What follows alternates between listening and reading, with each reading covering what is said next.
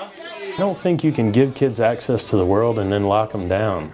You know, I mean, the whole premise behind a one-to-one is creating access and opening the world up to kids that didn't have that sort of access. So if you put all those tools in the hands of your students and then you say, well, you can only use it from this time to this time and on these 3 sites and in this straight row in the classroom, I think it completely defeats the purpose. We talk about creating 21st century students, and this, you know, we keep talking about 21st century, and at the end of the day, 21st century is about skills. It's about being able to communicate and collaborate with people and to set goals. And when you start giving kids choice, that's when they really get engaged to a different level.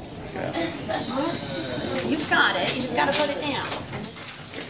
We knew that going into this sort of digital environment that it had to be about kids and that we had to have a real student-centered environment. And so our belief here is about relationships with kids and relationships with each other. The culture piece gets lost quite a bit.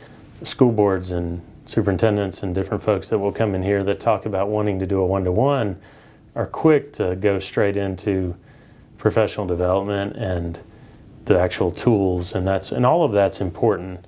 But I don't think it's anywhere close to important as evaluating the culture of your school.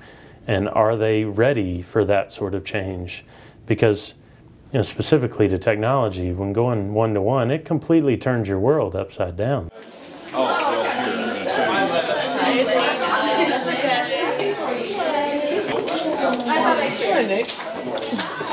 One thing that's real simple, I mean, we greet every kid as they come in the classroom every day with a handshake and a hello, and sometimes it's a fist bump or a high five or you name it. So we try to call them by name and teach them that life skill of communicating with an adult or with a peer in an appropriate manner. And what that also does is it allows us as adults to recognize maybe an issue or a feeling that a student's about to bring into your classroom. And then the next thing we do pretty regularly is we give kids a chance to share good things. And sometimes it's, it's real specific, like what's a good thing about school or a good thing about your weekend. Sometimes it's really open.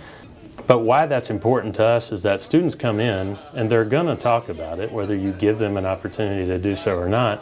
So we've tried to give them a structured environment to share about themselves so their classmates will get to know them, and as a teacher we get to know them. Well, we'll take care of that in just a little bit. But right now, let's hear Carissa's good thing. I'm going to the mall today. You're going to the mall today.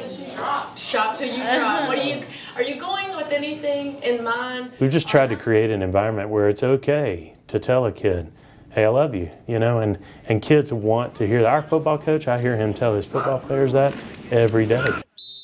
And it's made a tremendous difference in our boys' lives in that program, and it has all across the school. So I think, you break down a wall with a kid when you're willing to say that. I don't know why schools or institutions in general have gotten away from the idea of loving kids or loving each other and verbalizing that. I don't know any other way. I mean, it's sort of how I was raised, and it's a neat culture here.